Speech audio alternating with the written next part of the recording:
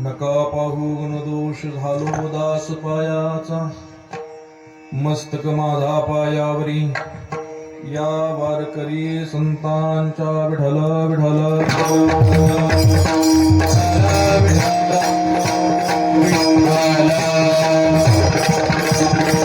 संगती सुख वाटे जीवा, अनेक मी देवा काही नेने, गायनाचे उडे आपुलिया छंदे, मनाच्या आनंदे आवडीने. प्रस्तुत स्थळी प्राप्त प्रसंगी संप्राप्त कीर्तन सेवेकरता निवडलेला अभंग अखिल कोट ब्रह्मांड भगवान पंढरीश पांडुरंग परमात्म्याचे लाडके भक्त संत शिरोमणी विश्ववंद्य महाराष्ट्र भूषण पंचम वेदकर्ते वारकरी संप्रदायाच्या कलशस्थानी शोभणारे, ज्यांनी सदैव वैकुंठाला जाण्याची कामगिरी केलेली श्रीमंत श्री जगद्गुरु तुकोबराय श्री महाराजांचा भगवान परमात्म्यासमोर आपल्या अंतःकरणातील अत्यंत महत्वाचं मागणं मागणारा हा अभंग आहे. विठ्ठल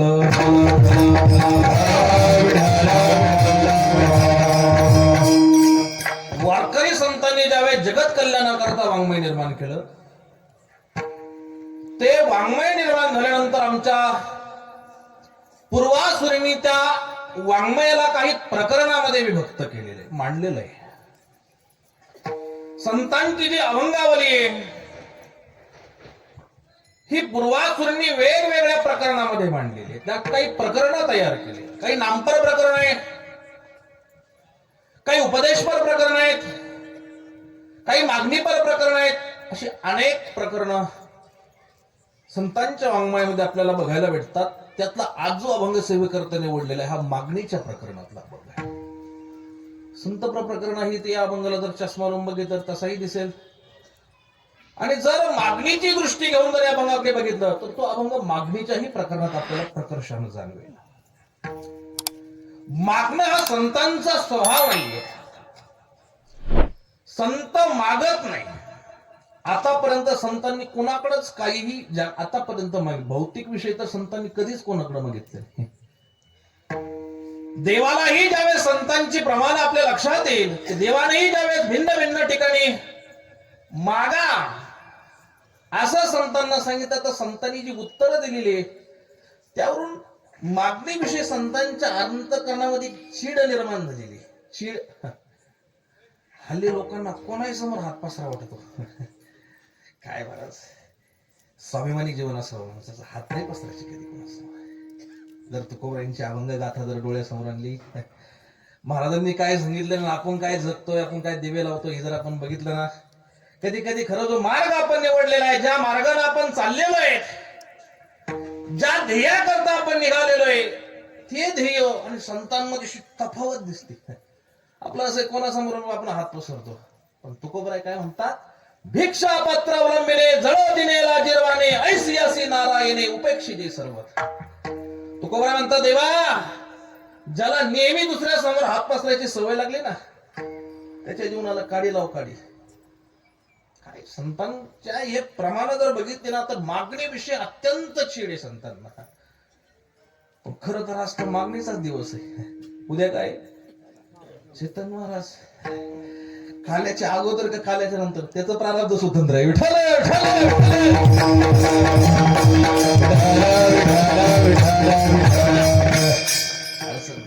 काय जरी संतांनी मागणी नाही बघतो ना, काय असतं कीर्तन करायला वकिलासारखं घ्यावं लागत. पहिला पूर्व पक्षाचा विचार करायचा, मग आपल्या पक्षाचा विचार करावा लागतो. आता मागितलं मी संतांचं, म्हणतात आपल्या बाजूने थोडं मागावं. मागू नये, पण मग काय मागावं, फुकट मागू नये. सेवा केली असेल तर अधिकारानं मागावं. विठ्ठल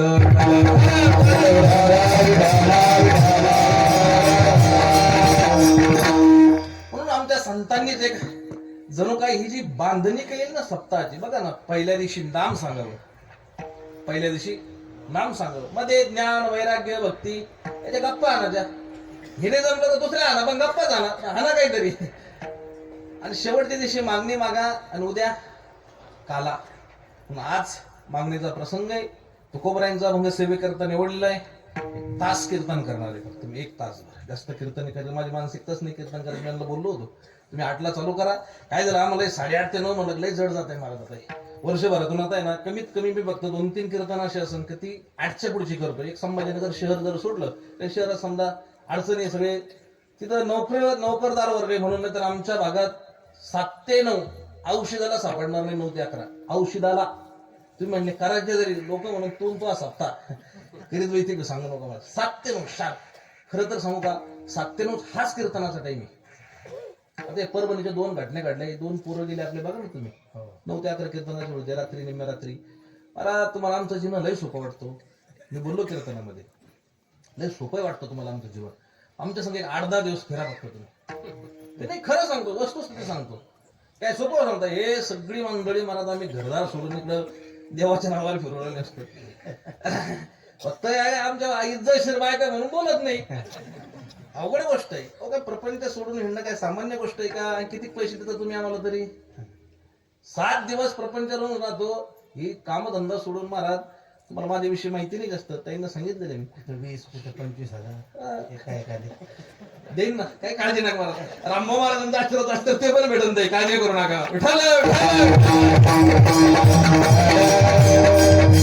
पण माझी विनंती बरं का संस्थांना तुम्हाला पटलं तर घ्या. मी सल्ला देत नाही पण मला आवश्यक वाटलं पण तुमच्याकडे सगळं आहे. मग तुमच्याकडे अन्नदान होतं ना ताई? अन्नदान होत नाही तुमच्याकडे इथं हरिपाठ झालं होतं. 7 ते 9 कीर्तन करा ना. तुम्हाला कीर्तनाला पब्लिक मातणार नाही. तुम्ही एकदा प्रयोग करून बघा. मी त्यांना म्हणत कमी ते माझ्या कीर्तनात तरी प्रयोग करा. ट्रायल बोल माझ्यावर घ्या म्हणलं काहीतरी होईल. करून बघा तुम्ही हळूहळू बघा. मोठी मोठी कीर्तनकार जर 9 ते 11 कीर्तन असेल 7 ते 9 असेल तर कीर्तनच घेत नाही. ते बंद केले त्यांनी कीर्तन घ्यायची. जी मोठी कीर्तनकार आहे समाजातील अधिकार संपन्न आहे. पैशाला नाही बरं का. अधिकार म्हणजे मोठी लोक आहे. पैशावाला तुम्ही रात्री 12 ते 2 करायला लाव तरी करीन तो. त्याचा विषयच नाही. विषय कोणाचा आहे? जे संप्रदायातील अधिकार संपन्न मात नाही. राऊत महाराजांसारखी मंडळी बंद केलं. माझ्या गावात रामभाऊ महाराजांचे मला 7-7 दिवस कार्यक्रम होतात. पण 6 ते 8च 5-6 हजार समाज पब्लिक राहते. सगळ्यांना जेवण असतं नंतर. करून बघा खूप स्तुत्य उपक्रम. तसं तुम्ही काही उन्नत करताय असं नाही. तुम्ही खूप छान करताय. तुमचाही उपक्रम स्तुत्य. काय होतं एक तर हा माळरानातला भाग आला. चौकून सगळे लोक आणायचे बस ना आणायचे. काही जास्त त्याच्या गाड्या वळण येते काही म्हातारी माणसं आणि निम्मी शिमेची मला कथेतली ती सुरू येते इथं बसलेली. आता मला म्हटलं काय इथं ठेवले काय गेट मध्ये आतमध्ये कडून उगा 2-3 चेहरे जर मागचे सोडले आणि पुरुष मंडळी हे जर सोडले बाकी काय तेच चेहरे माझ्या समोर जवळजवळ सगळे बसलेले. आदरणीय सर्व भक्तमती माता भगिनी आबाल वृद्ध पुरुष सर्व मंडळींच्या चरणावर नतमस्तक होतो. कार्यक्रमाला उपस्थित श्री भक्तपरायण भजन सम्राट श्री आदरणीय भरत महाराज असतील, आदरणीय श्री भक्तपरायण सागर महाराज असतील, श्री भक्तपरायण आदरणीय पांडुरंगजी महाराज असतील. ही संप्रदायातील वारकरी पद्धतीची म्हणणारी माणसं आहे. चाली म्हणणारे आम्हाला लगेच कळत. आम्हाला काही जास्त वेळ लागत नाही. पण पारंपरिक पद्धती म्हणणारी आता माणसं कमी राहिली. नाहीतर आता येत काहीच नाही. त्याचं पोट सांभाळले एक राहतो धोत्राचा काष्ट सांभाळले एक जण राहतो. संप्रदायाला अवघड झाला. आता 2च चाली येतात पण तिला अवघड झालेलं आहे. पण ही मंडळी महाराज एकदम जाणते. रामकृष्ण हरिपासून रूपपादाची लोचने चाल आणि ही चाल त्यावरूनच सगळे बैठक करतील. 7ही दिवस आपल्याला आपल्या गायनाने निमंत्रण केलेलं आहे. सुंदर अशी पखवाजाची साथ लाभलेली आमचे चैतन्य महाराज. टाळ्यावाजा त्यांच्या करता सुंदर पखवाज महाराज. रक्त आटावं लागतं तेव्हा बोल स्वर एकंठतून निघत असतात. फुकट नाही. आणि सॉफ्ट वाजवून येतात. धडाम असं लाकडं तोडल्यावर काही नाही. एकदम असं मस्त सॉफ्ट आहे. नाही तर मग काय होतं बऱ्याच वेळेस कीर्तनकारांची अडचण अशी कधी जर पाठातले अभंग नसले पखवाजा जर ध्वनी सापडला नाही कीर्तनकार काय म्हणतो पुढचा हे शब्द मागच्या ऐकू जात नाही.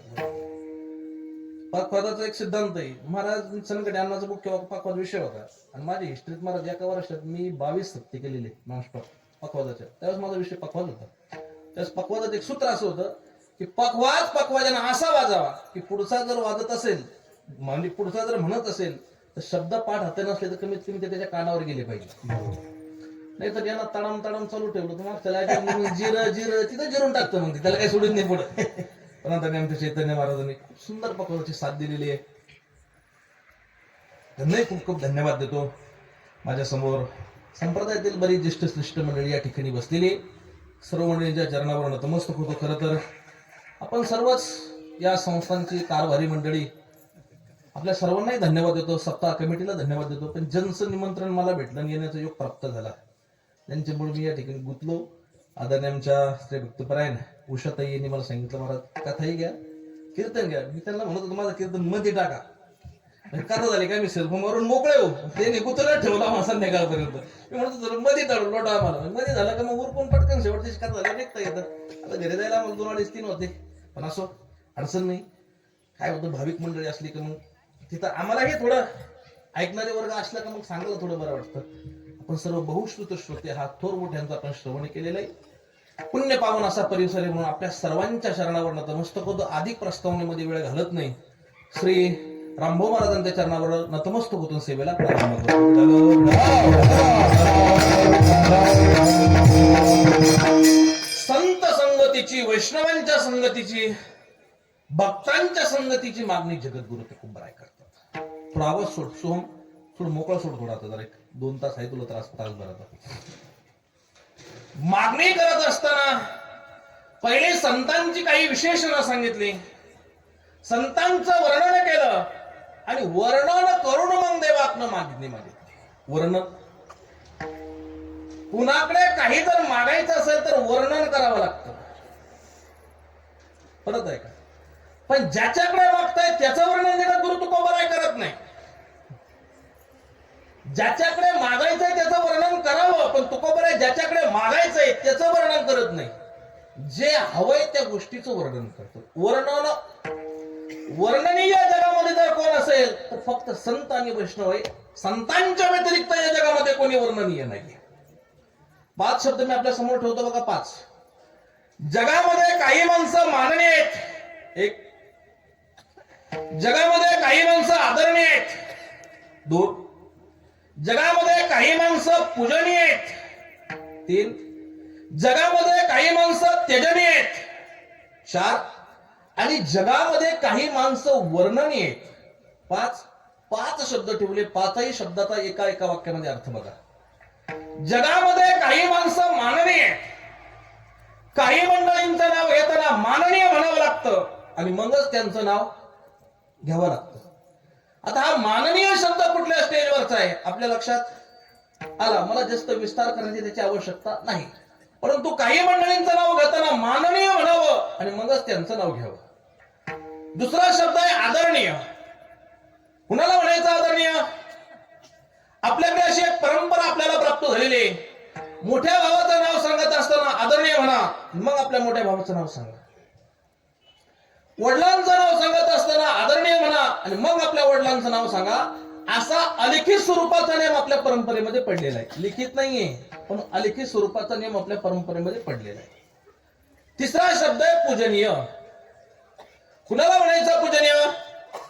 शास्त्रकार सांगतात श्रीगुरूंचं नाव सांगत असताना आवाज कमी नको करू. सद्गुरूंचं नाव सांगत असताना परमपूज्य म्हणा, पूजनीय म्हणा आणि मग आपल्या श्रीगुरूंचं नाव सांगा असं आम्हाला शास्त्र सांगतं. चौथा शब्द आहे तेजनीय. कुणाला म्हणायचं तेजनीय? नारदांनी नारद भक्ती सूत्रामध्ये एक सूत्र सांगितलं. दुसंग सर्वथैव त्यज्याहा, म्हणजे दुर्जनाच्या बाबतीमध्ये जो शब्द वापरला जातो तो तेजनीय आणि संतांच्या बाबतीमध्ये जो शब्द वापरला जातो तो वर्णनीय.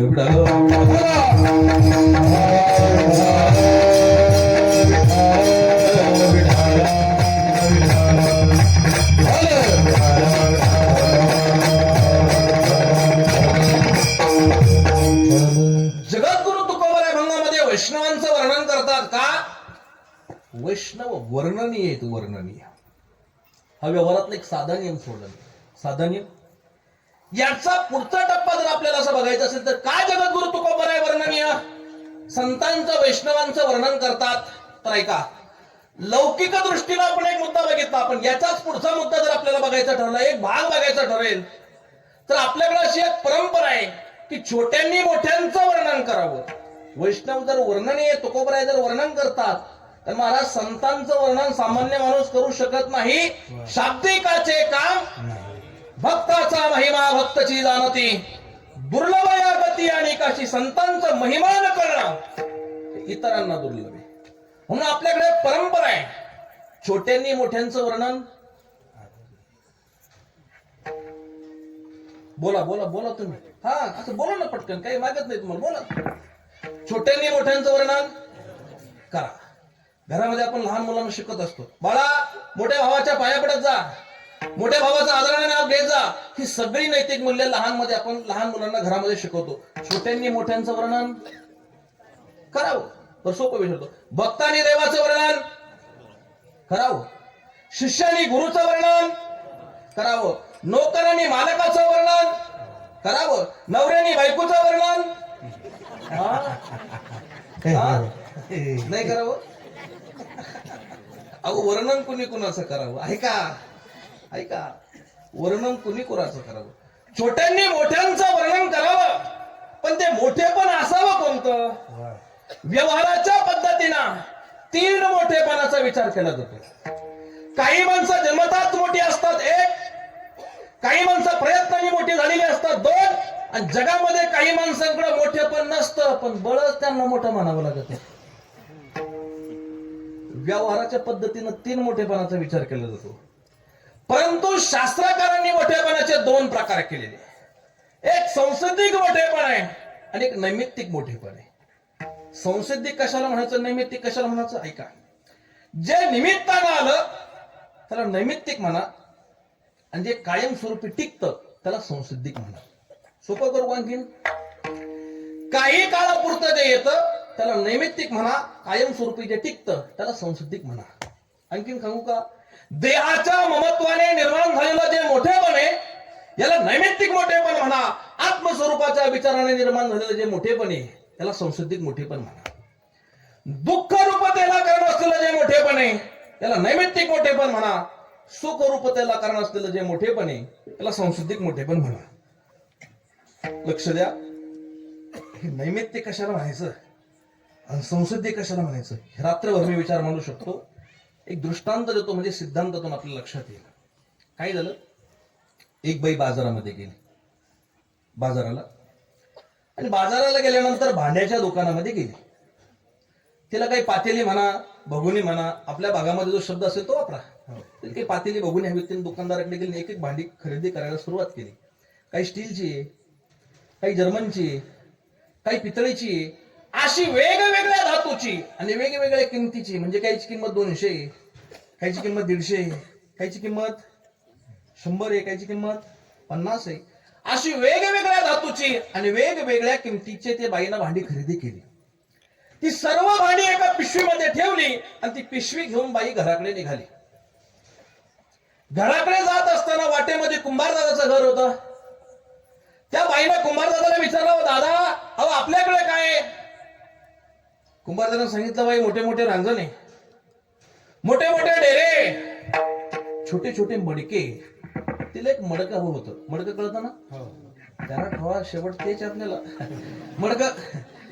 तिला मडकं होतं. तिने कुंभारदादाला विचारलं, दादा अहो या मडक्याची किंमत किती आहे?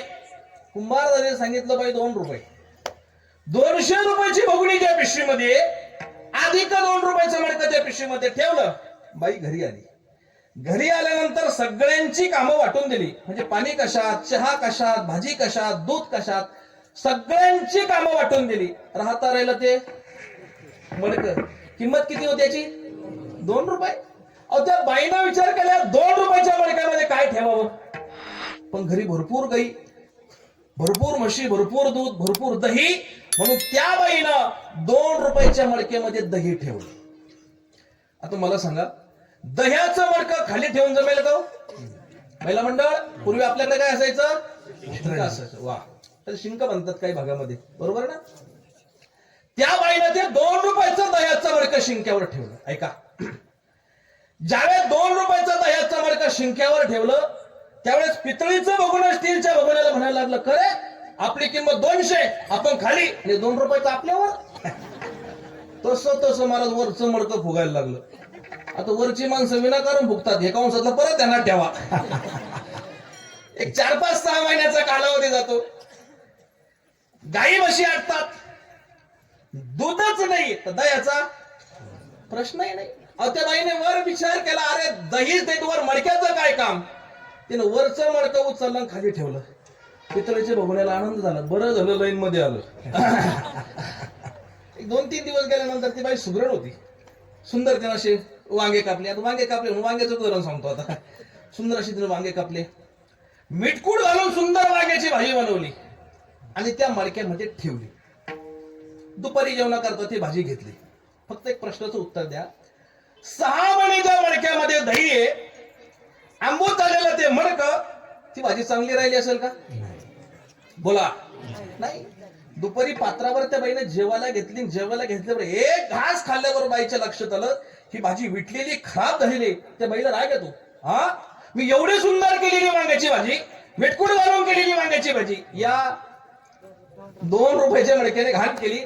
त्या बाईला राग येतो. रागाच्या भरात बाई उठती, मडकं उचलती आणि घराच्या बाहेर फेकून देते. पितळीच्या बघण्याला आनंद झाला. बरं झालं पिढा गेली एकदाची.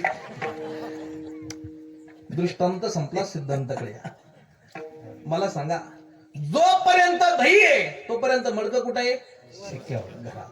दही संपलं, मडकं घरात नाही, घराच्या बाहेर. तसं या देहात्मामध्ये जोपर्यंत जीव आहे तोपर्यंत या देहाला किंमत. एकदा काही ज्याचा जीवात्मा निघून गेला यालाही सरळ स्मशानामध्ये घेऊन जातात. याला म्हणा निमित्ताने आलेलं मोठेपण. आणि जो आत्मा कधी येत नाही, जात नाही, त्या आत्म्याचं जे मोठेपण याला म्हणा संसिद्धिक मोठेपण.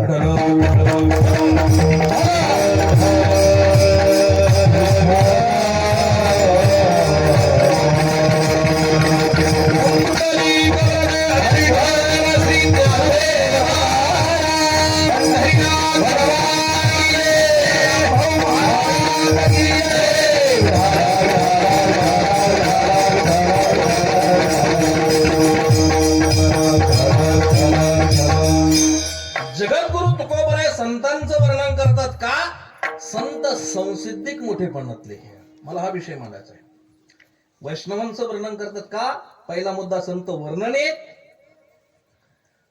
दुसऱ्या संतांचं वर्णन करतात का? संत संसिद्धिक मोठेपणातले. आणखीन का बरं संतांचं वर्णन करावं? याकरता माऊली महाविष्णू ज्ञानोबरायांची ओवी आपल्याला विचारात घ्यावी लागेल. ज्ञानोबरा म्हणतात, संतांचं वर्णन करावं, सदैव संतांच्याच वर्णनात राहावं. ज्ञानोबराने विचारलं का? याचं उत्तर ज्ञानोबरायनेश्वरीमध्ये देतात.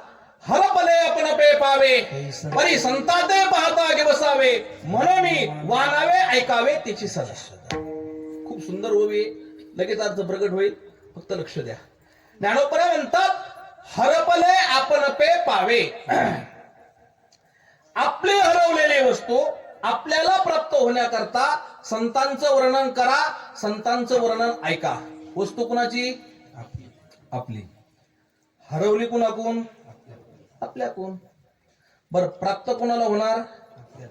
वर्णन कोणाचं करायचं? असंच होतं बऱ्याच वेळेला.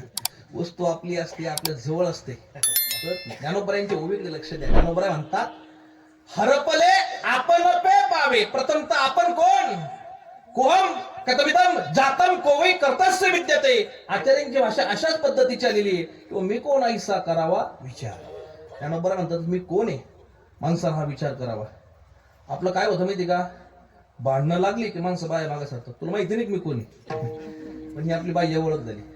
परंतु अन्नमय कोश, प्राणमय कोश, मनोमय कोश, विज्ञानमय कोश आणि आनंदमय कोश या पंचकोशाचा निराश केला की जे शुद्ध चैतन्य उरतं ना, ते चैतन्य म्हणजे मी, म्हणजे आमची आम्हाला ओळख होणं आहे. ज्ञानोबराय म्हणतात, हरपले आपण पे पावे. आपली हरवलेली वस्तू आपल्याला प्राप्त होण्याकरता संतांचं वर्णन करा. संतांचं वर्णन, वस्तू आमची आपल्या जवळ आहे, संतांचं वर्णन का करायचं? काय असतं, बऱ्याच वेळेला वस्तू आपली असते, आपल्या जवळ असते, पण जोपर्यंत समोरचा ज्ञान करून देत नाही तोपर्यंत ज्ञान होत नाही. बघा, इथं कोणी कारागीर मंडळी का फर्निचरचं काम करणार आहे, त्यांच्या लगेच लक्ष देईल मी काय सांगतो. बऱ्याच वेळेस ही मंडळी काय करतात, ते कट करत असताना मार्कआउट टाकतात पेनाने, पेन्सिलने.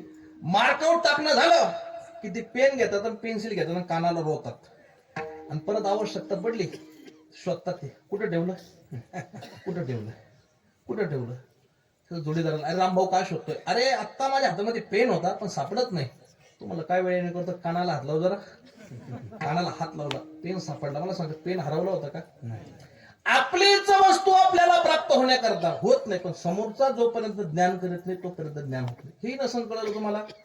आणखी थोडं जवळ आणतो. जुना काळ, जुना म्हणजे ज्या काळात लाईट नाही, बॅटरी नाही, असा काळ. पहिले गावामध्ये गुरखे असायचे, गुरखे. तुमच्याकडे होते का? हो. गुरखे, त्याला अलीकडच्या भाषेमध्ये सिक्युरिटी गार्ड वगैरे म्हणता येईल. आणि तो गुरखा आम्हाला रात्रभर गावामध्ये हिंडायचा आणि आवाज द्यायचा, जागे राहा, जागे राहा. अशा आरोळोद्या संपूर्ण गाववर हिंडायचा, गावाचं राखण करायचं. कोण? गुरखा. एक दिवस त्या गुरख्यानं असं हातामध्ये कंदील घेतला, काठी घेतली आणि संपूर्ण गावामध्ये हिंडायला लागला, आवाज द्यायला, जागते रहो. रात्री 2 वाजले आणि त्या गुराख्याला नका डोळे धुरे भरून राहू, बिडी प्यावं वाटली. बिडी कोणाला कधी काय वाटून सांगता येत नाही. रात्री 2 वाजता त्याला बिडी प्यावं वाटली म्हणून सवयीप्रमाणे त्याने खिशामध्ये हात घातला. बिडी होती पण काड्याची पेटी नव्हती ना. एवढ्या रात्री कोण टपरी उघडी ना. आता बिडीची तलप लय तलप बिडीचीच नाही, कशाची बी लय खतरनाक राहते तलप. मग त्याला ती बिडीची तलप लागली. मग आता ती बिडी प्यायची ना, प्यायची कशी बिडी? मग त्यानं असं कंदीलच्या उजाडमध्ये बघितलं, कोणी दिसतं का? ओट्यावर उन्हाळ्याचे दिवस राहते, माणसं पहिले बाहेर झोपायचे. मग ओट्यावर असं एक सदग्रस्त बाहेर झोपलेला होता. त्यास कंदीलच्या उजाडामध्ये बघितलं, काठी घेतली, त्याला ढिवचलं. ओ उठा उठा उठा. समोरचा व्यक्ती उठला, बघितलं समोर गुरखा हातामध्ये कंदील आहे. विचारलं, काय पाहिजे बाबा?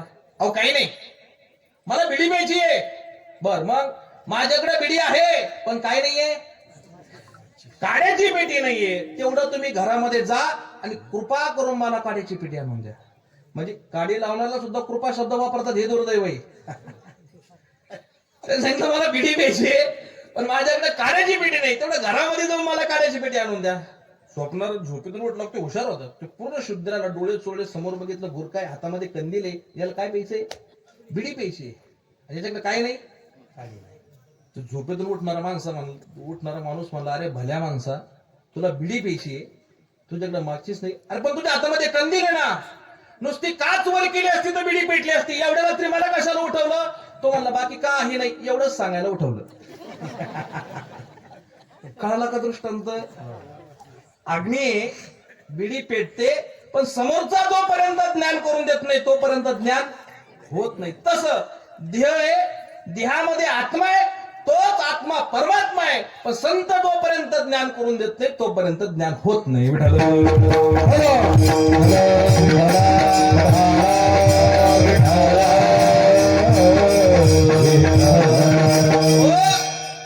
म्हणून तुकोबरे म्हणतात, ज्या संतांशिवाय देव भेटत नाही. नाथबरे म्हणतात, देव जर पाहिजे असेल तर त्यांचे पाय धरा. हरिप्राप्ती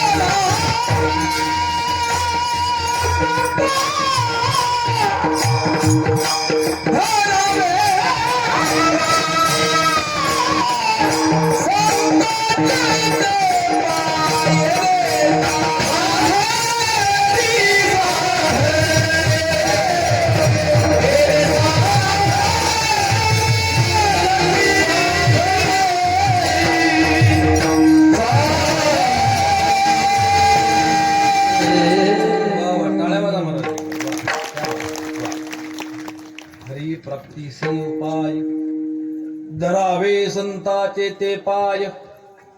देवाची प्राप्ती संतांशिवाय होत नाही. नाथ मला म्हणता संत विना प्राप्ती नाही. ऐशी ऐसे वेद देते ग्वाही. जे संत देवाची प्राप्ती करून देतात, जी वैष्णव मंडळी त्यांच्या संगीतात गेल्यानंतर देव उपभोगाला भेटतो. देवा त्यांच्या व्यतिरिक्त मला काहीच नको. अभंगाचं पहिलं चरण. वैष्णवा संगती सुखमा वैष्णवा संगती सुखमा वैष्णवा संगती सुखमा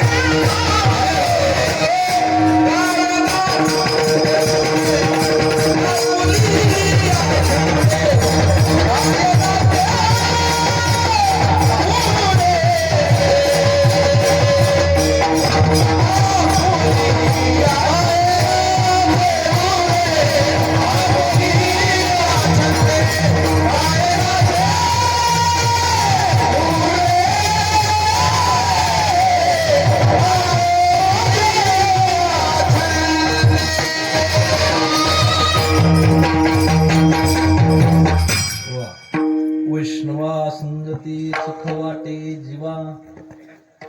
अनेक मी देवा काही नेणे. देवा मी अधिक काही नेणे. मला याच्या व्यतिरिक्त काहीच लागत नाहीये. काय पाहिजे? ज्यांच्या संगतीत माझ्या जीवाला सुख प्राप्त होतं अशाची संगती मला दे. कुणाची? वैष्णवा संगती. आम्हाला वैष्णवांचा संग दे. काय मला देवाच्या समोर आहेत. देवाला नाकारून जगत करू तुकोबारे संगती कोणाची मागतायत? वैष्णवांची मागतात. देवाची संगती करायला काय अडचण? देवाची संगती तुकोबरायांनी मागायला पाहिजे होती ना, मग का नाही मागितली? तर ऐका, प्रथम जीव संग करतो कोणाचा हे लक्षात घ्या.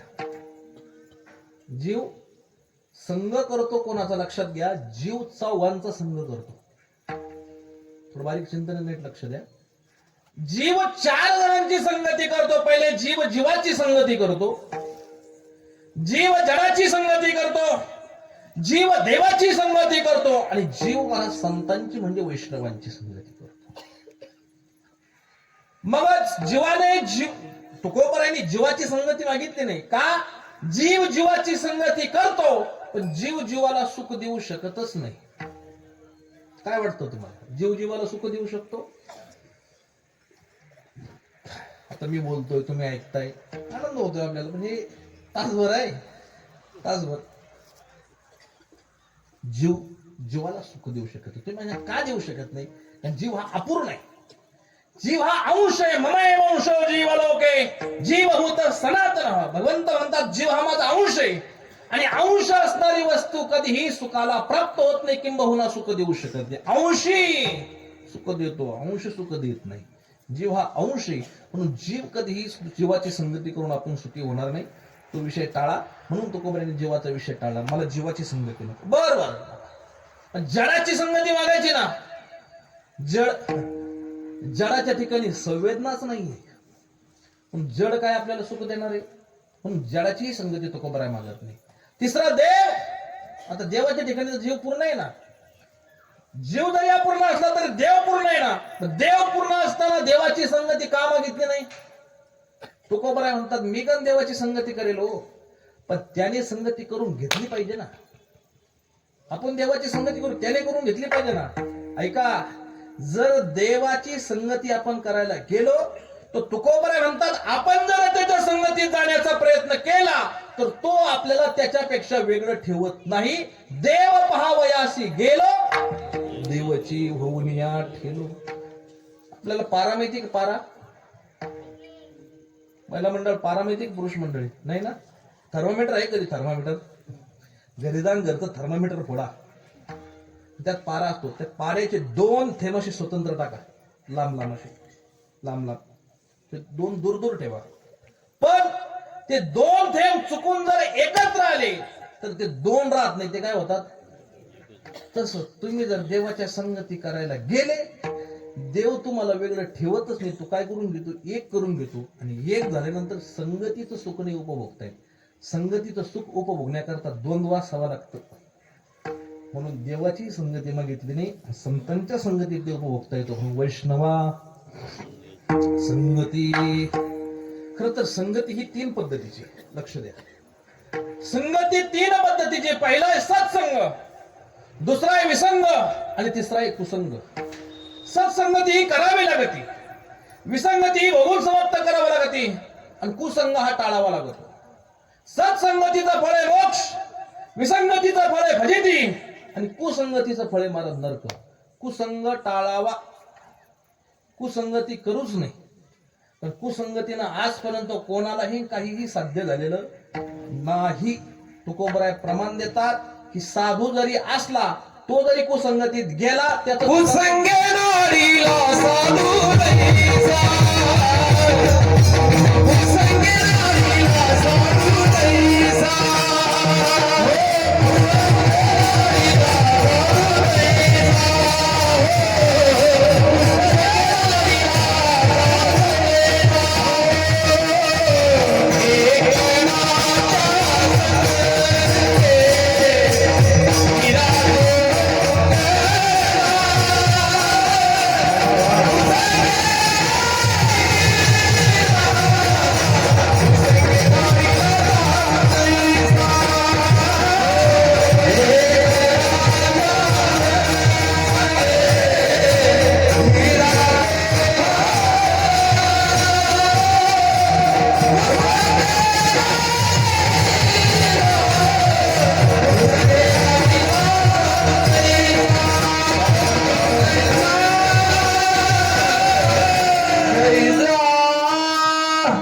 कुसंगे नाडीला. कोण? सामान्य नाही, साधू. अनेकांचं पतन मला कुसंगतीमुळे झालं. कुसंग टाळावा. तुकोबराने उदाहरण खूप सुंदर दिलं. ढेकणाच्या. ढेकण माहिती का? आता कमी राहिले ढेकण. सिमेंट कॉन्क्रीटचे ऐकून द्यावा का अजून? नाही ना? आता सिमेंट कॉन्क्रीटचे जंगल उभं राहिले. आता कसे ढेकणं? जुऱ्या कीर्तनकाला ढेकणाच्या गाठी पडायच्या. आता त्यांना मुक्काम केल्याशिवाय पर्याय नव्हता. आणि मग त्या खाटा द्यायचे मारून झोपाला. बाजा ढेकणानं गज बाजल्या राहायचे त्या रात्रभर तीन ढेकणाचे. ते आता ढेकणं राहिले नाही. पण तुकोबराय म्हणतात ते ढेकून घ्या, हिरा घ्या. हिरा माहिती का? गुटखा नाही बघ.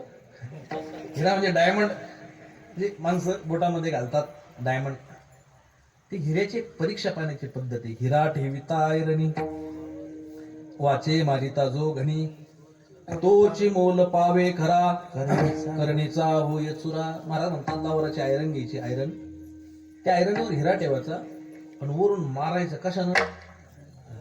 हातोडीनं. हातोडी, हातोडा, घन वेगवेगळे पाक व्हायला लावतात. ती हातोडी हिरा टोगायला घेतात, तो हातोडा.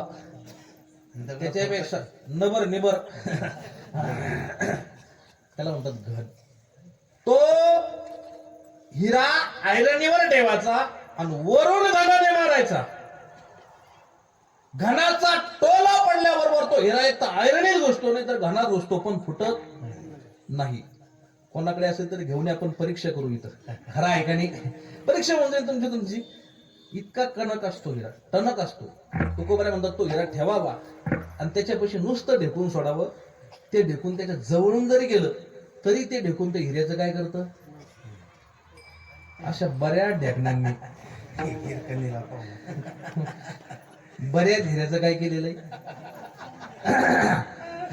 पाणी केलेलं आहे, पाणी. पण कुसंग टाळावा, कुसंगतीनं काही भेटणार नाही माझ्या. काय कुसंगतीनं? मानवी जीवन अल्प आहे. एक लक्षात घ्या सज्जनाऊ, चांगल्या लोकांचा संग करा, चांगल्यांचं ऐका. संगत संतन की करिले, ओ संतन की करिले, संगत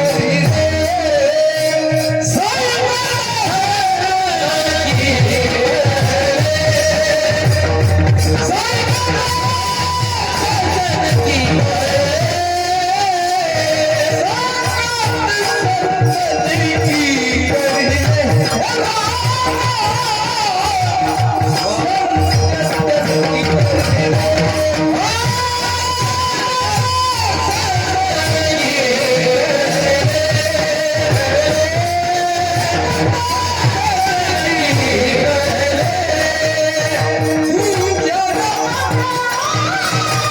संगत की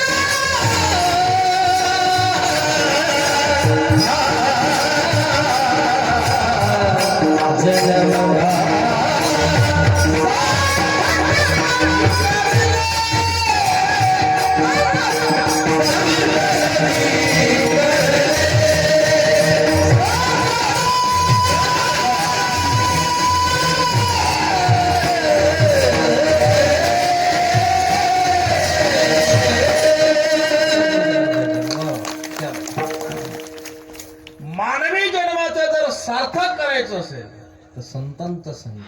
कुसंगतीमध्ये काय पडलेलं आहे? मी सांगत होतो, चांगल्यांचं ऐका, चांगल्यांपाशी बसा. 10वीच्या मुलांना 12वीच्या मुलाची संगती करावी, 12वीना कमीत कमी जो ग्रॅज्युएशनला त्याची संगती करावी. संगती आपल्यापेक्षा शहाण्याची करत जा. जीवनात काही जर क्रांती वाटत असेल, परिवर्तन वाटत असेल तर, नाही तर मग काही नाही. तसं ठेवायचं असेल तर अडचण नाही, पण चांगली संगती करा. कुसंग जीवनामध्ये टाळा. सगळ्यात पहिली कुसंगती, तिचं फळ आहे नरक, ती टाळावी लागते, म्हणून कुसंग टाळा. नंबर 2, विसंगती. मानवी जीवनामध्ये जर विसंगती प्राप्त झाली तर ती विसंगती भोगून समाप्त केल्याशिवाय पर्याय नाहीये. तुकोबरा देवाला सांगता, देवा माझ्या जीवनात विसंगती नको. कानडीने केला मराठी भ्रातार, एकाची उत्तर एका नाही. ही विसंगतीच ना. जीवनामध्ये विचाराच्या विरुद्ध भेटलेले पती पत्नी, ही काय विसंगतीचे ना. तुकोबरायांचं प्रमाण बघा कसं आहे. कानडीने केला मराठी, हे लगेच कळून तुम्हाला. कर्नाटकातली मुलगी होती, तेव्हा कसे चेहरे टोकरले त्यांच्याशी. लांबून ऐकायचं म्हणलं, गप्पा म्हणल्यावर गोड वाटायचं. चिंतन म्हणलं तर मग कपाळावर वाटायचं. कर्नाटकातली मुलगी होती, महाराष्ट्रातला मुलगा होता.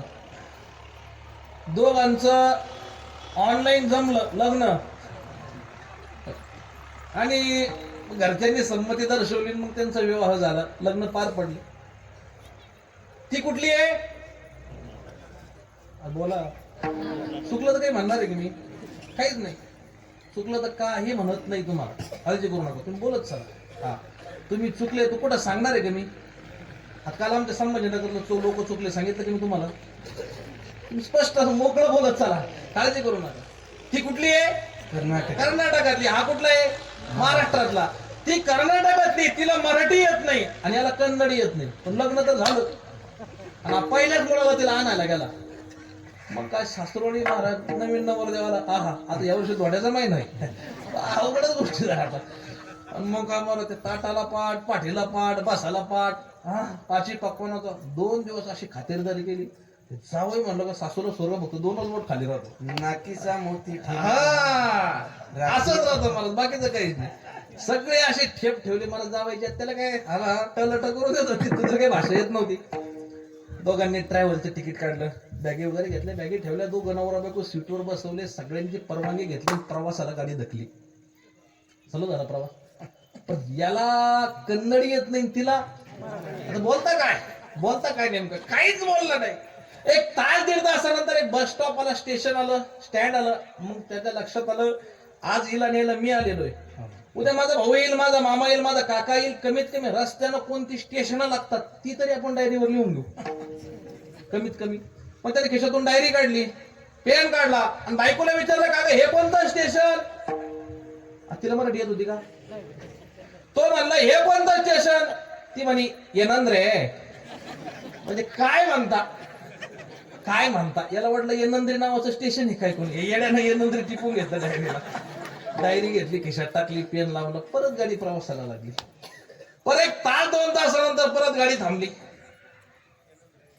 परत त्याला खिशातून डायरी काढली, पेन काढला, परत बायकोला विचारले का ग हे कोणतं स्टेशन? ती म्हणे येनंद्रे. म्हणजे काय म्हणता? याला वाटलं पहिले येनंद्र्या खुर्द बुद्रुक असतात बऱ्याच येनंद्र्या, त्याला वाटलं तसं काय कोण, त्याला परत डायरीला टिपून घेतलं. परत गाडी जळली, परत 1 तासभरानं गाडी थांबली. परत त्यांना बायकोला विचारलं का ग हे कोणतं स्टेशन? तिला मराठी येत होती का? हे कोणतं स्टेशन? मग ती म्हणली येनंद्रे. म्हणजे काय म्हणता? चिडलो महाराज. एकदा येणं त्याला चेष्टा करायला लागली सुरुवातीला, मी वजन टाकून द्यावं त्याला वाटलं. एकदा येनंद्री, 2दा येनंद्री. जे चिडला मागा हात केला, संत मला त्यानं बायकोच्या कानाखाली ओढलं. कानाखाली ओढल्यावर मग ती म्हणे एक गोडते की रे. म्हणजे का मारलं? हा म्हणला पहिलेच म्हणली असती एक गोडती करी, कशाला मारला असतो?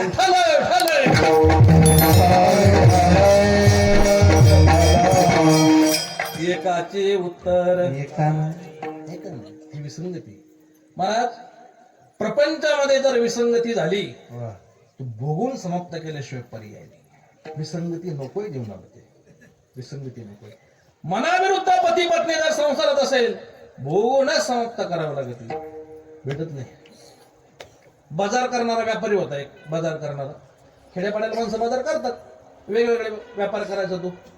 मग त्याला सकाळी बाजाराला जावं लागायचं. बाजार करता करता बाजारामध्ये त्याचा एक कॉलेजचा जमान्याचा मित्र भेटला. 10 वर्षानंतर त्यांची भेट झाली.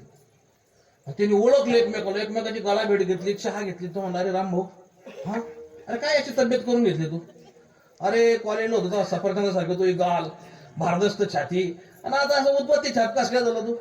तो अरे बाबा बाईने कार कशा भेटली म्हणे मला, माझ्या मनाच्या विरुद्ध भेटली. तिला काही म्हणलं उलट चालत, काही बायला उलट चालत. हा म्हणलं की ती ना म्हणती, ना मी काही जरी म्हणलो, मी तर म्हणलो आज आपल्याला बाहेर जायचं, ते सांगत नाही आज पुढे जायचं. असं उलट त्यानं प्रत्येक कामामध्ये उलटा करत. तर काय करू, माझी जिंदगी बरोबर झाली. लेकरा बाळाचा प्रपंच आता पुढे जात येत, मागा जात येत, आता पुढे जायला लागणार, काय करू? तो म्हणला फक्त एवढंच का? मित्र त्याला म्हणजे एवढंच का? ते मग तुझ्याकडे याला पर्याय का? मला आहे ना, मंत्र आहे आपल्याकडे, आणि आपले मंत्रालय पॉवरफुल आहे. तू फक्त आपल्या मंत्राचा प्रयोग कर, एका महिन्यात तुला रिझल्ट दिसल. तो मला काय तुझे मंत्र? तो म्हणला काहीच नाही. बायको तुझ्या काय करते? तिने माझ्या विरुद्ध वागते, मी जे म्हणलं त्याच्या विरुद्ध ती करते. मला काहीच नाही. तुला जे पाहिजे त्याच्या विरुद्ध तू बोलत आहे. तुला जर जेवण करा वाटलं तो सांगायचं ऐकलं मला काही भूक नाही काहीच करू नको तू आता विरुद्ध विरुद्ध करायचं तो म्हणलं याला फरक पडत अरे करून तो पाय म्हणे तुला काही 1 रुपया मला द्यायचं मला तुझे घेऊन घ्यायचे फुकटचा पर्याय तुला करायला काय अडचण नाही. संध्याकाळ झाली सप्त्याची पंक्ती तोवर संपल्याच होत्या राहायला काहीच नव्हतं मात्याला वाटतं की काही नाही जावं तर घरी जाऊन तर भूक लागलेली मग काय करावं.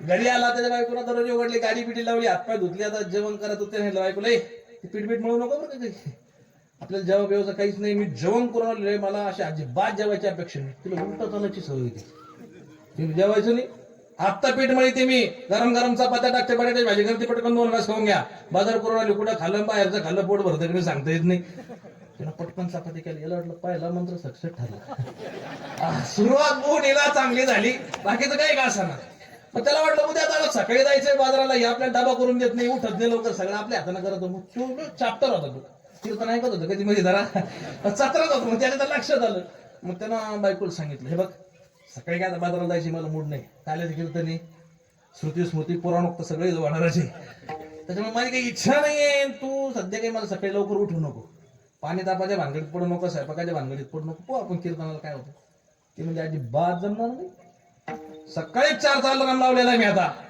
हिटर लावून पाणी तापिते आंघोळ करा पटकन तुम्हाला डबा करून देते आणि तुम्ही बाजारला जा तुम्हाला येतं एकदम ओके सुंदर झाडी काय डोंगर आहे हा एकदम ओके मग तर त्याला फरकच पडला महाराज काय पाहिजेच काम नाही महाराज असा गडी ना 6 महिन्यात तब्येत सुधारली त्याची 6 महिन्यात वरा पण एक 15-20 दिवसांनी त्याच्या वडिलाचं श्राद्ध होतं श्राद्ध मग त्याला वाटलं आपल्या वडिलाच्या श्राद्धाला मस्तपैकी असे चैतन्य महाराजांसारखे पाखवाजे सांगावं अशा महाराजांसारखे गायनाचार्य सांगावं माझ्यासारखं कीर्तनकार सांगावा अशी मंडप टाकून मस्तपैकी कीर्तन करावं लोकांना अन्नदान करावं त्याची खूप इच्छा होती पण त्याला वाटलं आपण जर बायकोला म्हणतो बायको आपल्याला काय म्हणून नाही म्हणा तोले चॅप्टर होता तो म्हणले बघ एक 15-20 दिवसानं म्हणतो त्याचं श्राद्ध आलेलं आहे आपल्याला काहीच करायचं नाही पिंड सुद्धा काढायचं नाही आपल्याला काहीच नाही कीर्तन ठेवायचं नाही प्रवचन ठेवायचं नाही 4 लोक जेव घालायचं नाही कोणाच्या घरात पाणी टाकायचं नाही असं कसं झालं मामजीमध्ये माझा लय जीव होता सासऱ्याचं माझ्यावर खूप प्रेम होतं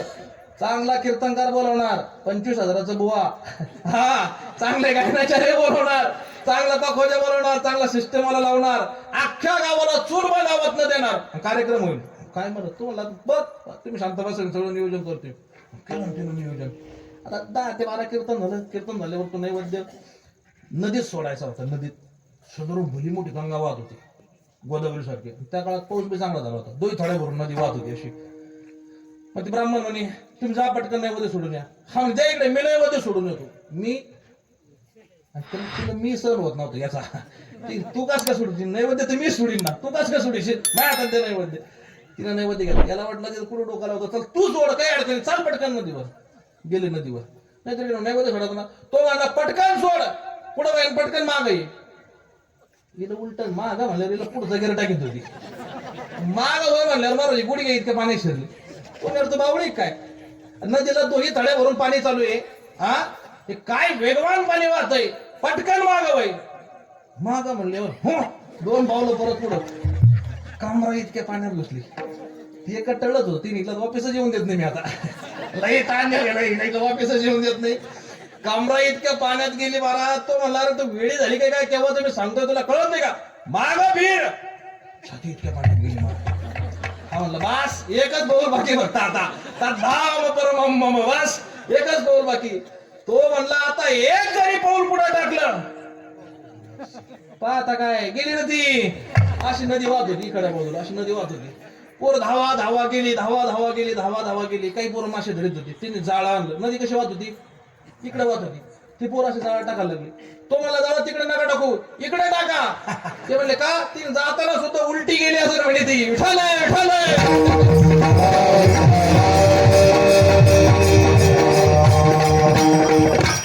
जीवनात झालेली ही विसंगती आणि महाराज म्हणतात ही विसंगती तुम्हाला भोगल्याशिवाय पर्याय नाही ही भोगून समाप्त करावं लागते आणि तिसरा आहे सत्संग वैष्णवांचा संघ साधूचा संघ संतांचा संघ तो मागता आपल्या जीवनामध्ये मात्र आपल्याला करावा लागतो आणि तुकोबराय म्हणतात त्याच संगतीची मला अपेक्षा म्हणून देवा तो संग तुम्ही मला द्या वैष्णवा संगती सुख वाटे जीवा साधूचा संग जर क्षणिक जरी मानवी जीवनाला झाला तर मानवी जीवनाचं कल्याण होतं.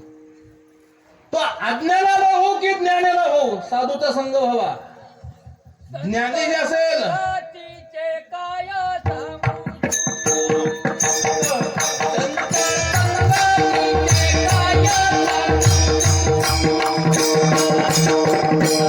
जातीचे काय सांगू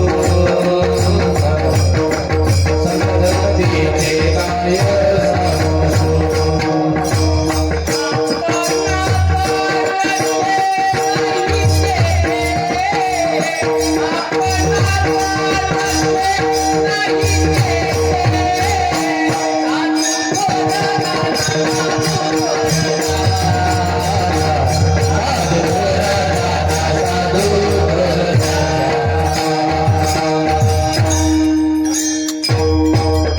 नामदोरे सांगतात संत संगतीचे कार्य सांगू सुख आपणा परिके नाही ते साधू थोर जाना साधू थोर जाना साधू थोर जाना कलियुगी.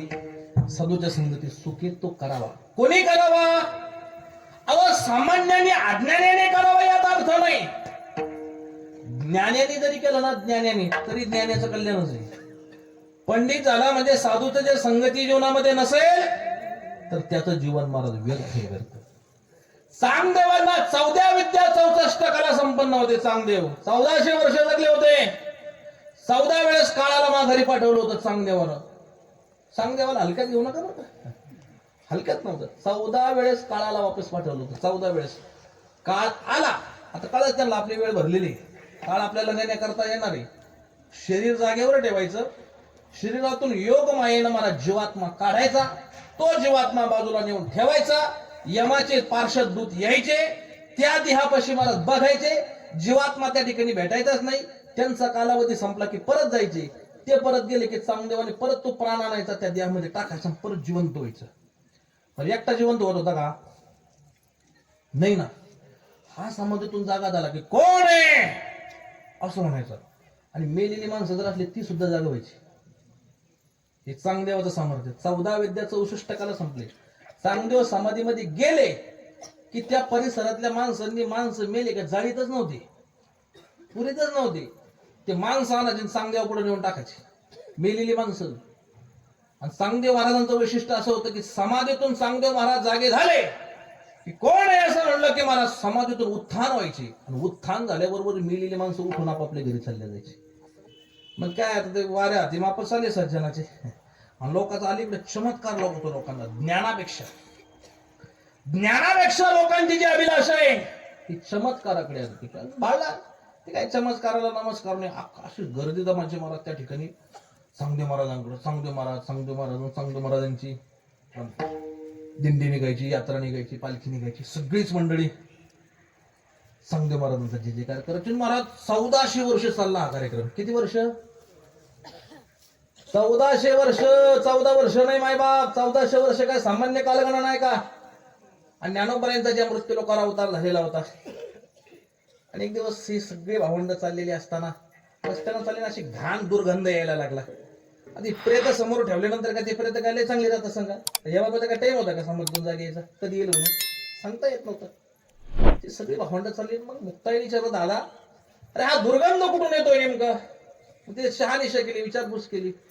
त्यांनी सांगितले चांगदेव नावाचे योगी ते समाधीमध्ये गेलेले आणि ते समाधीतून जागे झाले. कोण आहे असं म्हणतात. असं म्हटलं की त्यांच्या समोर परिसरातून जी मेलेली माणसं ते आणून टाकली जातात.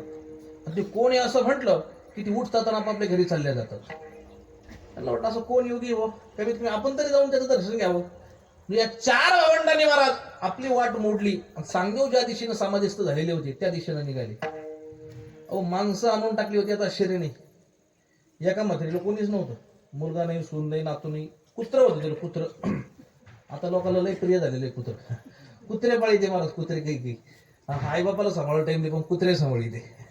ते कुत्र पाळलं होतं. त्या म्हातारीला कोणीच नव्हतं. ते कुत्र होतं. ते कुत्र मेलं होतं. मग तिला वाटलं जर लोक जिवंत होतात हे कुत्र का जिवंत होणार नाही? ते मुक्ताबाईने विचारलं, आजी कोण वारलेलं आहे तुमच्या घरात? तुम्ही तर बसल्या. हात जोडले ते ना. बाई आमच्या घरातलं मला कोणीच नाहीये. मुलगा नाहीये, सून नाही, नातू नाही, कोणी नाही.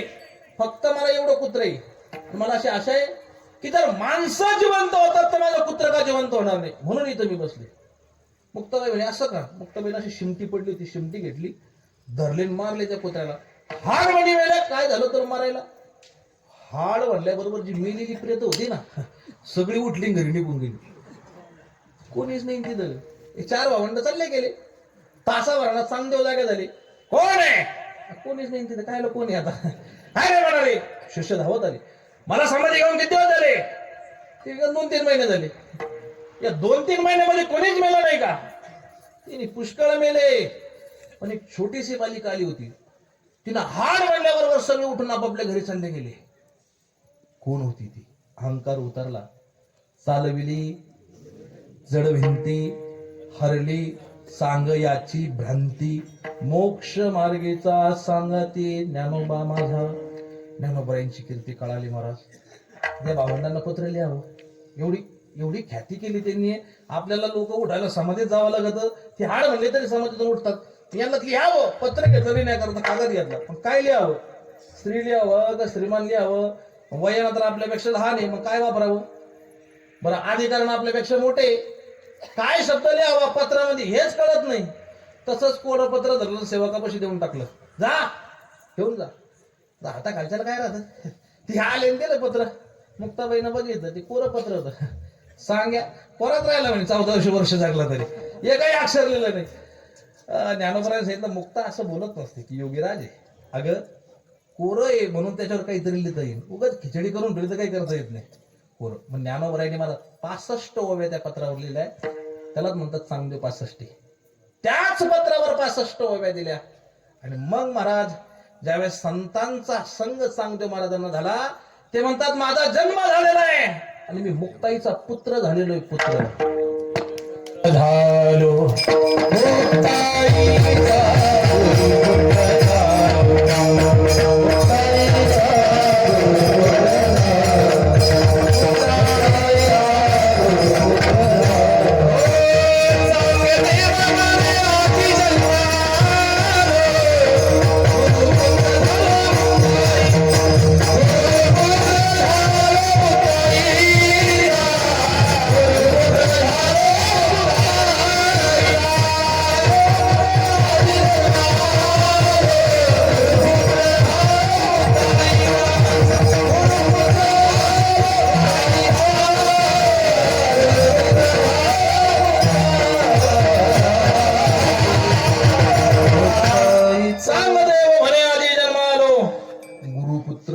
मुक्ताईचा. ज्ञानाने तरी संतांची संगती केली त्याचंही कल्याणच. ते माझ्या अज्ञानाने केली तर अज्ञानी सोडा. जड तुका म्हणे ऐशी बुद्धी ज्याची जड असं जरी असलं. कोण? ज्ञानोबरायांच्या जीवनात उदाहरण घ्या ना. ही सगळी भावंड मला शुद्धीपत्र आणण्याकरता पैठणला गेली. पैठणला गेली कशा करता? खरं तर असं आहे, त्यांना शुद्धीपत्राची आवश्यकता नव्हतीच. काय गरज होती त्यांना? पण जनसामान्याकरता काही लिला करण्याकरता काही गोष्टी आवश्यकता लागतात. 4 भावंड गेली. काय पंडितच लोक होते. काशी म्हणजे ते पैठण म्हणजे दक्षिण काशी महाराज. हे गेले. ज्ञानोबरायांनी सांगितलं आम्ही आळंदीहून आलेलो आहे. तुमच्या सांगण्याप्रमाणे आमच्या वडिलांनी देहांत प्राशित्य घेतलेलं आहे आणि आम्ही शुद्धीपत्र देण्याकरता या ठिकाणी आलेलो आहे. हुशार होते ते. समोरचे काही येडे होते होते. पण त्यांनी विचारलं नाव काय हो तुझं? निवृत्तीनाथचं सांगितलं माझं नाव निवृत्ती. काय नाव ठेवले महाराज? निवृत्ती, ज्ञानदेव, सोपान. आता कमीत कमी नाव काय ठेवा याची अक्कल लोकांना राहिली नाही. बापाचे 2 अक्षर घेतले, माईचे 2 अक्षर घेतले. काय अर्थ लागत नाही कशाचं. काय नेमकं काय नाव ठेवत? काही काही मुली त्यांनी घरात साक्षी नावे. काय नावे? साक्षी. ज्याचा व्याकरणाचा अभ्यास जरा खरं सांगा. साक्षी नाव स्त्रीलिंगी का पुल्लिंगी? मग आता नाव कोण कमी नावं ठेवतात. लिंग तरी पाहिजे नेमकं कोणत्या लिंगामध्ये आपण नावं ठेवतोय. काय विठ्ठल पंतांनी सुंदर नावं ठेवली होती. ज्ञानदेव, निवृत्ती. निवृत्तीनाथून सांगितलं माझं नाव निवृत्ती. उपासना बोललो तू निवृत्ती हो. मग प्रवृत्तीमध्ये कशाला प्रवेश करतो? निवृत्ती तर प्रवृत्तीमध्ये कशाला? तोही खरंच बोलला होता. निवृत्तीनाथ म्हणजे तुमचं म्हणणं खरंय, माझी इच्छा नाही शुद्धीपत्र मिळावं आणि माझा दादा ऐकत नाही ज्ञानदादा. अच्छा म्हणजे याचं नाव ज्ञानदेव. हसला उपासना. ज्ञानदेव ते रेडा बांधलेल्या समोर त्याचंही नाव ज्ञानदेव आहे. ज्ञानोबराय म्हणजे असणार म्हणजे ओ त्याचा आत्मा आणि माझा आत्मा एक आहे. मग तर मला धोतर धरून जागा झालं. काय म्हटलं?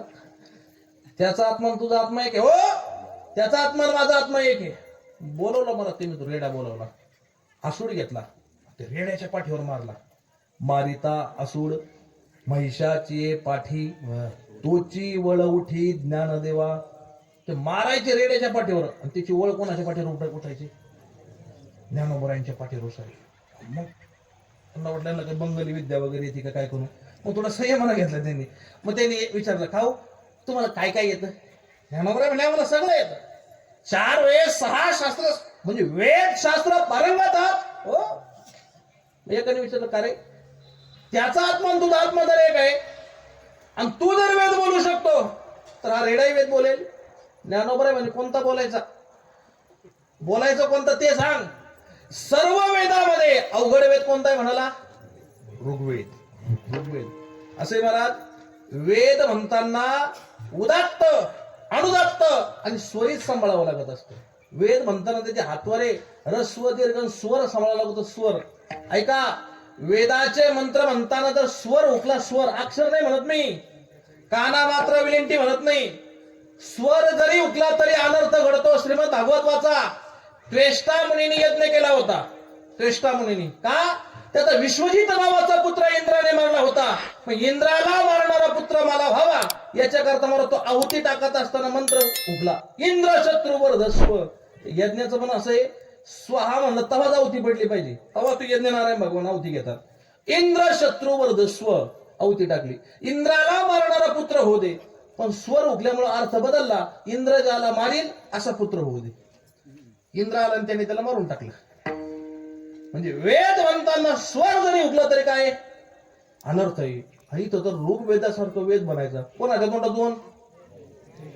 रेडा, म्हशीचा चिरंजीव. किती बुद्धिमान राहत होतो महाराज. कधी कधी आपल्याला असं कीर्तनात आयोजन राहत जायचं आणि नेमकं समोर येऊन उभं राहत होतो. ट्रा ट्रा ट्रा हलत बी नाही बाजूला लवकर. आपण किती हरण वाजली तरी निर्बुद्ध प्राणी महाराज. पण त्या रेड्याच्या मुखातून मला वेद वधवून घ्यायचा आहे. पण ते ज्ञानोबराय ना, ज्ञानोबरायने मला त्या रेड्याच्या मस्तकावर हात ठेवण्याची आज्ञा केली. ज्ञानदेव म्हणे बोले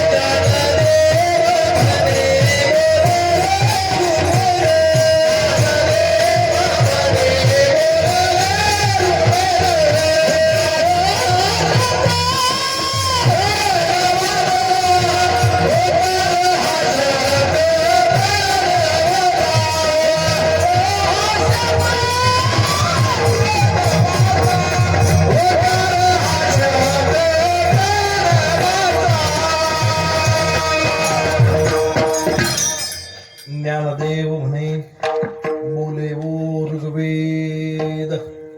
ज्ञानोबरायांनी डोक्यावर हात ठेवले जेव्हा वेद म्हणण्याची आज्ञा दिली महाराज, एवढ्या स्पष्ट स्वरामध्ये तो वेद रेडा वेद बोलायला लागलेला आहे. परमपूज्य गुरुवर्य गाथामूर्ती रणभाऊजी बरोबर विनोदानं सांगायचे की तिथल्या पंडितांना घरी देऊन वेद आणले पाहिला, आपले काही उकेले का? इतका स्पष्ट म्हणत होतो तो. हो, इतका स्पष्ट महाराज. ज्ञानदेव म्हणे कृपा केली त्या रेड्यावर. कृपा झाली. ज्ञानोबरायांनी कृपा केल्यानंतर ते रेडा पुन्हा संसारात घुसला नाही. काय म्हटलो मी? ज्ञानोबरायांची कृपा झाल्यावर ते पुन्हा संसारात घुसला नाही. आता ज्ञानोबरायांनी काय शुद्धीपत्राची आवश्यकताच उरली नव्हती महाराज. ज्ञानोबराय निघाले ते रेडा चालत चालत चालत मुक्ताबाईला पाठीवर बसून महाराज आळेफाटा तिथं आला आणि तिथं त्या रेड्याने काय ठेवला? देह ठेवला. त्या रेड्याला ज्ञानोबरायांनी आपल्या हाताने समाधी दिली. आजही तिथं कीर्तन होतात. कोणासमोर? रेडाने म्हणता येत, रेडे महाराज म्हणावं लागत. त्यांच्या समोर कीर्तन करावं लागत. कोणासमोर? रेडे महाराजांसमोर. आणि त्यांचं नारळ प्रसाद म्हणून पदरामध्ये घ्यावं लागत. माझा प्रश्न असा आहे, रेडे नाही गाऊ रेलची रेड्यांची लाग रेडेच रेडे म्हणजे इकडं तिकडं हा मग आहे काय एखाद्या रेड्याची समाधी आहे का मग त्याच रेड्याची समाधी का संघ साधूचा वैष्णवांचा संतांचा संघ जीवनामध्ये प्राप्त झाला तर ही अवस्था त्याच्या जीवनाला प्राप्त झाली मग तुकोबराय म्हणतात देवा अशा संतांचा का एकदा संघ प्राप्त झाला पुन्हा त्या संबंधाला तो समळ त्यांचा वियोग आम्हाला होऊ देऊ नको सायासन हे काम तू कर अवंगाचं शेवटचं चरण तुका म्हणे आता फुल सायासे तुका म्हणे आता फुल सायासे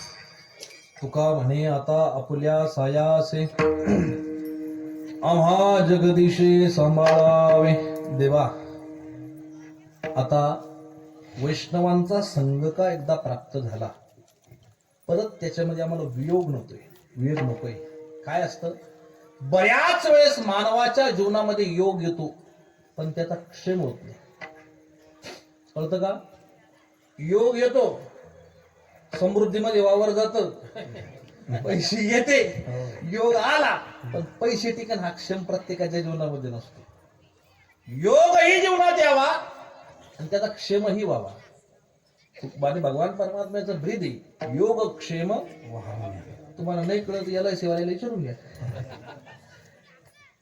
भगवान परमात्म्याचं ब्रीद आहे की मी भक्ताचा योग आणि क्षेम दोघांचं वहन करतो तुकोबराय आठवण करून देतात देवा आठवण ठेव माझ्या जीवनात एकदा का वैष्णवांच्या संगतीचा योग प्राप्त झाला की पुन्हा तो वियोग होऊ नको म्हणून तुका म्हणे आता आपुल्या सायासे आम्हा जगदीशी सांभाळ कर दोनदा शब्द वापरला देवा म्हणजे एकदा वर देवा वापरला खाली जगदीशा वापरला तुका म्हणे देवा आता आपुल्या सायासे आणि वैष्णवा संगती सुख वाटे जीवा आणि कमी देवा वरचा देवा पकडायचा आणि खालचा देवा पकडायचा सगळा भंग एकत्र येऊन जाईल तुमचा म्हणून तुकोबराय म्हणतात मला काही नको एवढंच माझ्या जीवनामध्ये दे की ती संत संगती प्राप्त झाल्यानंतर पुन्हा माझ्या जीवनामध्ये त्यांचा वियोग घ्यायला नको म्हणून तुका म्हणे आता आपुल्या सायासे आम्हा जगदीशे सांभाळावे गाये नाचे उडे आपुल्या छंदे मनाच्या आनंदे आवडीने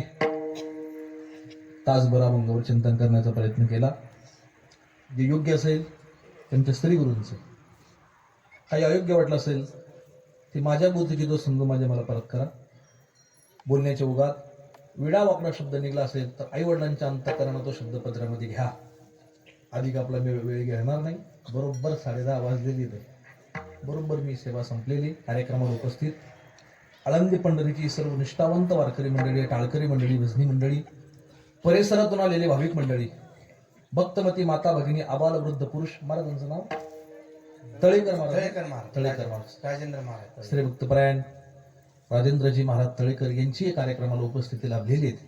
महाराजांनाही व्यासपीठावरून खूप खूप धन्यवाद देतो. महाराजांच्याही चरणावर नतमस्तक होतो. आमची संपूर्ण ही वारकरी मंडळी, आदरणीय आमचे भरत महाराज असतील, पांडुरंग महाराज असतील, सागर महाराज असतील, आदरणीय चैतन्य महाराज असतील, यांनाही खूप खूप धन्यवाद देतो. अधिक आपली वेळ न घेता झालेली सेवा रामभाऊ महाराजांच्या चरणावर समर्पित करून वाणीस पूर्ण विराम देतो. शिवम भवतु. ओम शांती. ज्ञानेश्वर